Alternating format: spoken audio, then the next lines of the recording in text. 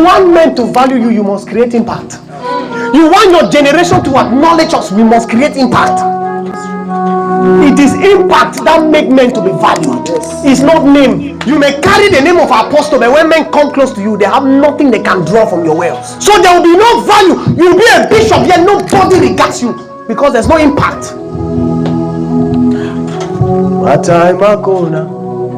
But I'm available and I am ready.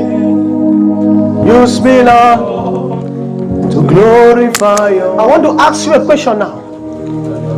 If you look at throughout this year, what is the impact you have created that will add value to your life?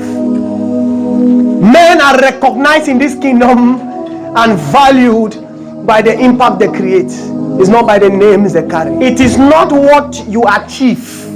Value is not placed on what you are. What men recognize as impact in this life is not what you have achieved.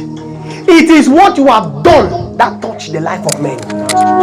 Am I saying something? It's not what you have achieved. Have millions, but if your money is not touching life, you are creating no impact.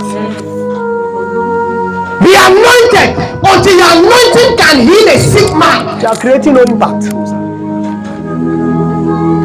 You can carry an anointed face, anointed body, but until that anointing has transformed the life of somebody, you are useless. You are useless. Going into companies, when you come, they don't ask you, what's your degree? What can you do? Amanda Sata, what can you do? What can you offer? This generation is not looking for what you have. They are looking for what you can do, what you can give to them. God send you your things, potentials, gifts, so that you empty yourself and die. The great man of God, he preached on a message called Die Empty. Die empty. I must die empty. I must exhaust everything God has sent me here to do. I must exhaust everything. I was sharing with us last week of how some great men created impact in their time. John the Baptist, Bible says he was preaching and Jerusalem came. We organize programs, people gather from town and come. John the Baptist organized crusade. Cities gathered. Jerusalem was a city. City gathered. He will go to the wilderness and cities will come and meet him. Look at value they are placing on a man because of impact. They are not looking for you. What can you offer? Why should they look for you? In the days of John Wesley, he was the most famous man. He was not a politician. He was not a musician. He was not an administrator in the government. He was a spiritual man. He was the most famous man. The whole newspaper talked about him. Government spoke about him. His fame was spread abroad. I told you people of how a man 100 years later passed in the street John Wesley existed, and he was looking for beer, alcohol. They told him this is the street of John Wesley. No alcohol is sold here. 100 years later. 100 years. Impact. I told you people of Savonarola, a man who organized a crusade in Italy. The city was 2,000. His crowd was 2,500. In fact, it means the city overflowed and people left other cities and came for program. Why is it that men who have died are still recognized than those who are alive? They cannot be forgotten, but we who are still alive, nobody knows us. It's impact. It is impact.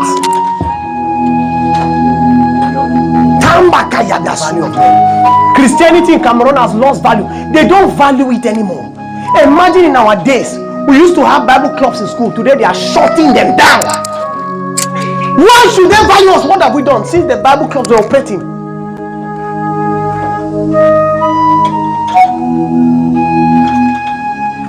Why should they still need us? We are complaining. But what solution have we brought to the kingdom? In ancient Egypt, it is written that when there was drought and crisis of water, it was the high priest who has to step out and give solution. If he cannot, the Pharaoh is a god, he comes out. So when the Pharaoh failed to give solution for the water crisis, another small governor came. When he did irrigation, they said, hey, a god has come. The kingdom divided. Upper and lower Egypt, the governor began to rule his own side. Value was placed on him now because he created an impact the king could not. My generation is void of God. It is rare in this generation to see young men like me who love God. Either they are pursuit of money, they want to enjoy life, they want fame. Dr. Paul N.NJOUME wrote a song. He said, people say I waste my life because I'm serving you. They say I waste my time because I'm serving you. He said, but I will waste it again and again on you. I will waste it time and again on you. This is Gideon. Before the Midianite came, Gideon was a nobody. The smallest in his family the smallest in the clan. But here what happened? A man will only be recognized when he begins to create impact. Stay at your corner and keep complaining. Nobody will pick you out. Nobody will value you until you do something that transforms the hearts of men. Until you are able to create impact. Now Gideon has defeated the Midianites. All of them are coming. Rule over us. Why? They have transferred chieftaincy to his generation because of one thing a man have done. There is a level of impact you create. Your children are implicated. Your generation is implicated. This is the son of Martin Luther. It's like he's the one who has commanded Taliban. Hear me, you are almost not valued now because your father was a nobody. Don't be the same. When you enter government office, you call a name, they kick you out. But when you enter, I say my name.